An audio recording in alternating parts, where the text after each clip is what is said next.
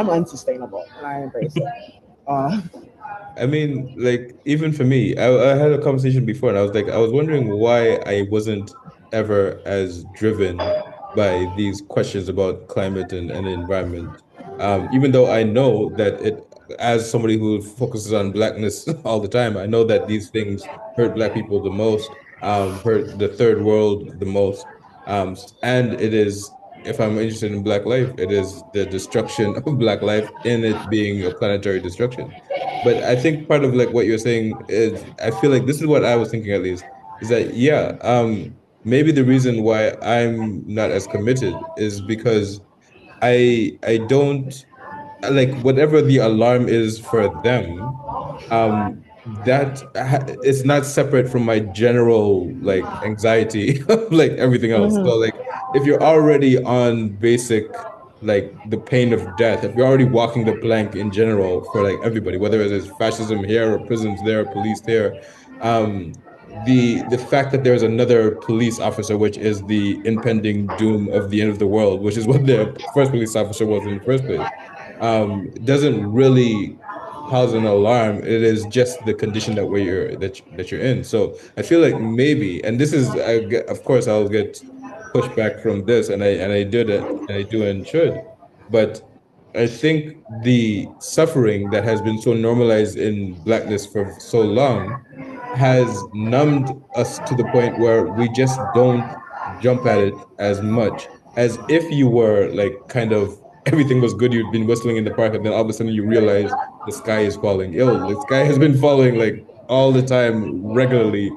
everywhere. So we're not gonna be like, yo, oh my God, the sky is falling. Like, well, that's what we tell you, and nobody noticed. So we just kept on our way. Of course, there are black people who are at the forefront of moving against climate destruction and recognize the connection between the climate destruction and the increasing or acceleration of like both anti-black politics and the death of blackness. But this the reason why, like even as I was describing elsewhere about how like a lot of people in like the colonized sector or the projects or the hood and all that, they would like take a wrapper of a candy bar and just like throw it on the ground. For sure, And that might be offensive to some other people, but for sure. in some ways it is like we already are disconnected to the environment. Like we already, subconsciously or not, see it as a world that is divorced from our life. It is kind of like a prison. And so it is, we're not in the world. We are in a prison that is somehow protecting us from the world slash the world being inaccessible to us, the earth being inaccessible to us because of this prison.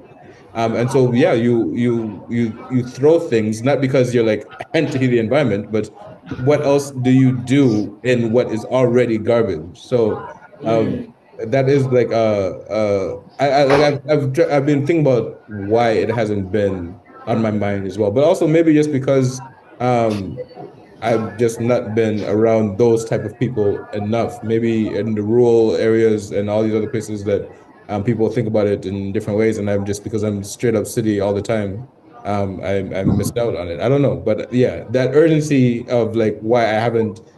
If you give me an Ecofeminist book and you give me like a poem from 1948 by Langston Hughes, I probably pick up the poem first because I don't know what the ecofeminist book would do for me, because it can only be the message can only be the absolute intersection and absolute destruction of our lives because of the world. And however detailed that analysis is, it can only come to that conclusion, which is basically what I've been saying for a while, which is basically what I've been walking in that world for a while. So like what, I mean, I appreciate the footnotes, but I mean, yeah, that point has been made. You're preaching to the choir, but nobody gave a fuck about our choir for a while. So yeah. I just wanted to figure out like why also, like because I'm pretty sure it's not just us. Like there is a hesitation with like you're trying to sustain the world. You're trying to like have some, you have hope that the world can be redeemed. Mm, Whereas mhm. like I, it is hard for me to be even the revolutionary optimism that people speak about. I'm not even really in that world either. I'm just watching y'all and I hope for the best, but I'm not really there. It's just I'm on the other side, which is sad. But yo, what do you expect? Slavery is sad. Yeah, yeah, yeah. Ranting. All that, all that. Okay. Any last thoughts? Any last ideas that you wanted to share with me/us? Um,